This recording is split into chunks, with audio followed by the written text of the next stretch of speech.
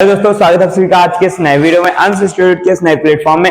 आज की वीडियो में हम आपको बताएंगे कि आप कैसे सभी एलिमेंट के जो नाम लिखने पड़ते हैं फॉर्मूलेस वो आप कैसे कैलकुलेट कर सकते हैं। चलिए हम आपको बोर्ड में लेके चलते हैं और वहां पे हम आपको एक एक चीज करके वन बाय वन सिखाएंगे कैसे नाम फॉर्मूले में कन्वर्ट किए जाते हैं। जैसे मान लीजिए लिखा हुआ है आगे पेपर में, लिखिए एल्यूमिनियम ऑक्साइड। एल्यूमिनियम ऑक्साइड इसका फॉर्मूला आपको लिखने को दिए आ जाएगा। एल्यूमिनियम ऑक्साइड का फॉर्मूला लिखिए। साथ में अगर आपको आया कैल्शियम कार्बोनेट, कैल्शियम कार्बोनेट, साथ में आपको ले जाए पोटेशियम सल्फेट, पोटेशियम सल्फेट। जैसे मैं ये तीन फॉर्मूला आपको करके बताऊंगा, साथ में मैं आपको इसको बताऊंगा कि कैसे इसके पॉजिटिव और नेगेटिव चार्ज काम करते हैं। साथ ही इसमें क्लास 11th और 12th, class 10th, class 9th सभी क्लासेस में केमिस्ट्री यानी कि साइंस के लिए बहुत ही इंपॉर्टेंट वीडियो होने वाला है। जैसे मैंने लिखा है एल्यूमिनियम ऑक्साइड, तो इसका केमिकल फॉर्मूला अपन लोगों को लिखना है। क्या लिखना है? Chemical formula. तो केमिकल फॉर्मूला लिखने के लिए हमें सबसे पहले क्या करना पड़ता है, आप लोगों को पता ही है। केमिकल फॉर्मूला जब भी हमें लिखना होता है तो हम सबसे पहले क्या करते हैं, एल्यूमिनियम लेंगे। जैसे एल्यूमिनियम दिया गया, सबसे पहले एल्यूमिनियम लेंगे। तो एल्यूमिनियम में हम बताएंगे Al होता है। अब Al का जो होता है, एल्यूमिनियम में जो Al होता है उसमें आप सभी को पता है कि 3 पॉजिटिव चार्ज होते हैं। कितने पॉजिटिव चार्ज होते हैं?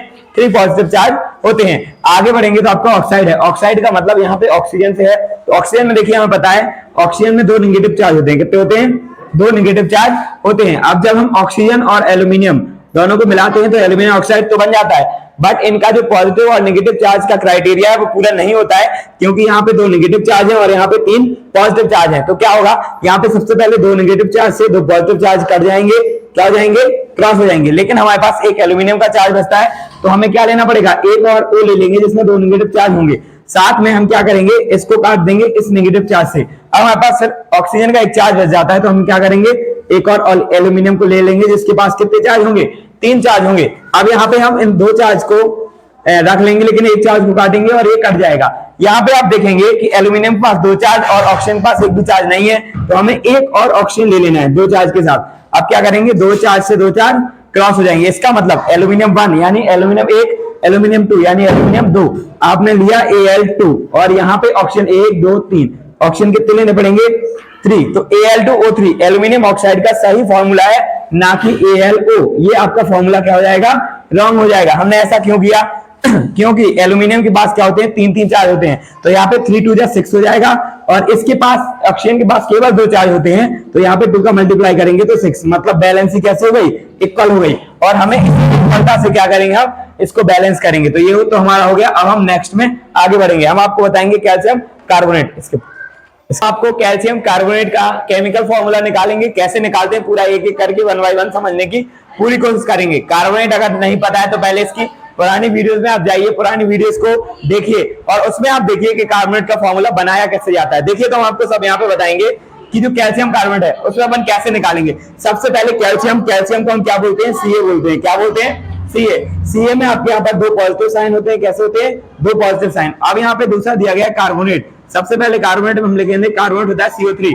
CO3 में हमारे यहाँ पर 2 नेगेटिव साइन होते हैं। कैसे होते हैं? 2 नेगेटिव चार्ज होते हैं। अब जब 2 नेगेटिव चार्ज हमारे CO3 में होते हैं और कैल्शियम में 2 पॉजिटिव चार्ज होते हैं, तो इसमें कुछ नहीं होना है, इसमें दोनों चार्ज आपस में क्या हो जाएंगे, कट जाएंगे और न्यूट्रल चार्ज का निर्माण करेंगे, मतलब कि बॉन्ड इजीली बन जाएगा। और जब ये बॉन्ड इजीली बन जाएगा तो केमिकल फॉर्मूला बनेगा CaCO3। इसका मतलब है कैल्शियम कार्बोनेट।